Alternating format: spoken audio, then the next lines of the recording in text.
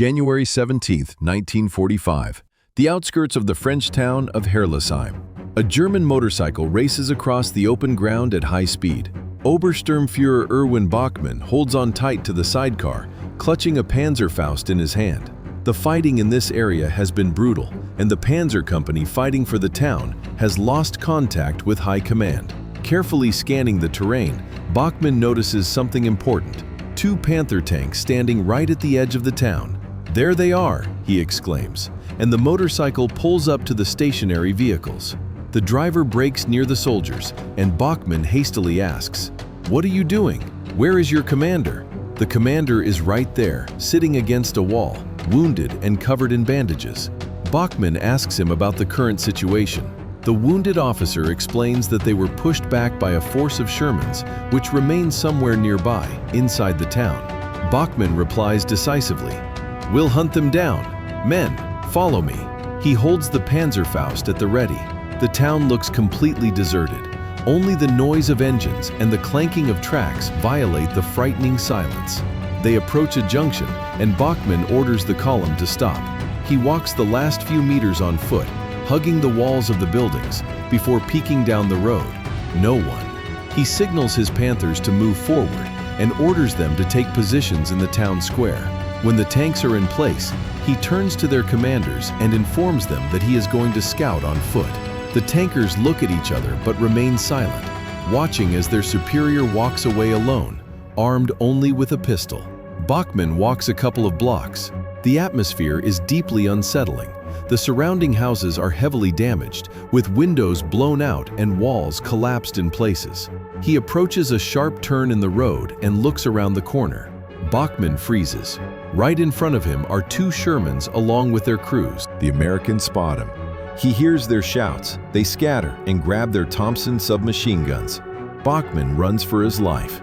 Bullets ricochet off the cobblestones, but he manages to escape back around the corner to the accompaniment of gunshots ringing out behind him. Back at the Panthers, both commanders are keeping a careful eye on their sector of fire when they suddenly see Bachmann running back in haste, shouting, "Shermans!"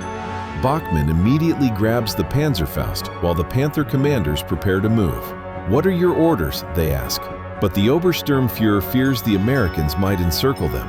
"Hold your position, I'll make them come to us." He runs back to the bend in the road and spots a hole in the wall at the corner. Thinking quickly, he sneaks inside in search of a suitable firing position. Luck smiles on Bachmann, and he finds a window that offers an excellent view of the Sherman tanks.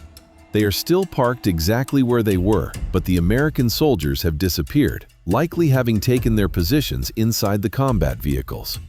Carefully, he shoulders the weapon and takes aim at the lead tank. He slows his breathing. He has only one chance at this. Catching the enemy in his sights, he gently squeezes the trigger. The weapon fires with a deafening roar, sending a shape-charged rocket straight at the enemy. The projectile slams into the side armor, the warhead detonates, and the power of the explosion punches through the metal. Chaos erupts among the Shermans, but Bachmann does not linger and makes his way out as fast as he can. He runs to his tanks, barking orders to push forward and attack. Under Bachmann's orders, one Panther sets off up the right-hand street to engage the Americans head-on. Meanwhile, Bachmann himself on foot and the second Panther move up the left street. The tank crawls slowly up Rue de l'Église, with Bachmann trotting along on the left. A church bell strikes 3 in the afternoon. On the adjacent street, with perfect timing, the gun of Berger's tank approaches the head of the American column. The tank inches forward, and the crew sees a smoking Sherman at the front of the column. Behind it, the Americans are bunched up. The gunner attempts to target the next Sherman, and on the third stroke of the bell, he opens fire. The shell erupts from the barrel of the Panther. The shot goes wide but races down the line of Shermans. Panic ensues. The Shermans, under attack in the narrow streets, try to maneuver. Scraping against each other and the walls of buildings, they desperately try to get into position to return fire. Behind the Americans, on the parallel street, Bachmann and tank commander Mullrath hear the sounds of battle. The Panther driver hits the gas, leaving Bachmann in a cloud of dust. It is a perfect pincer maneuver. Now the second Panther approaches the corner, coming in behind the Shermans. The gunner quickly targets the rear of an enemy tank and fires. The Panther's shell hits the mark, striking the Sherman from behind and blasting its engine compartment. Bachmann sprints to the corner and sees the American crew evacuating the burning machine. The Panther's turret swings around. The commander is eager to bag another one. The Shermans that were backing up hit the brakes, realizing they are now under attack from both the front and the rear. But just as the German tank prepares to fire, Bachmann commands, "Stop!" Through the dust of battle, an American officer can be seen waving something white. It looks like his undershirt. Bachmann recalled, "I quickly ordered Murat to radio Berger and tell him to hold fire." Then he walked out into the center of the street and inspected the column of American tanks. There were 6 of them, not counting the burning vehicle. The Americans were trapped, and their guns were useless in such a tight column formation. Murat climbed down from his tank to assist Bachmann in the roundup. He brandished his Schmeisser submachine gun menacingly, even though the enemy outnumbered them 60-1. Suddenly, Bachmann sees Murat running toward him, pale as a sheet. "There's more." Pointing to a side street, they were horrified to discover another 6 Shermans. Fortunately, their crews were also surrendering. The Americans believed they were surrounded by a superior German force, rather than just 2 Panthers. One of the tankers, who spoke some German, stepped forward. Bachmann asked, "Any more surprises?" The interpreter pointed to a side yard where a group of 20 German prisoners from the 553rd Volksgrenadier Division was being held.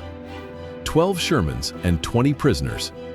Bachmann recalled, "I took command of the group and ordered them to pick up the American weapons and keep them for themselves." He considered what to do with such an unexpected windfall of American tanks at a time when Germany had so few of its own left. The drivers stepped forward from the line of American prisoners. I informed them that they would drive their own tanks to the German base. As motivation, I placed a German soldier armed with a pistol behind each driver. When the dust settled, it became clear that Bachmann's actions with just 2 Panthers resulted in the capture of 60 American crew members, the liberation of 20 German POWs, and the capture of 12 completely intact Sherman tanks. Obersturmführer Erwin Bachmann was awarded the Knight's Cross for his valiant leadership, and the tank crews received Iron Crosses for their excellent performance. The captured Shermans went on to serve in the German army, being used against the Allies in the dying months of the war. Erwin Bachmann survived the war and passed away on February 18, 2010. Support the channel and download World of Tanks using the link in the description.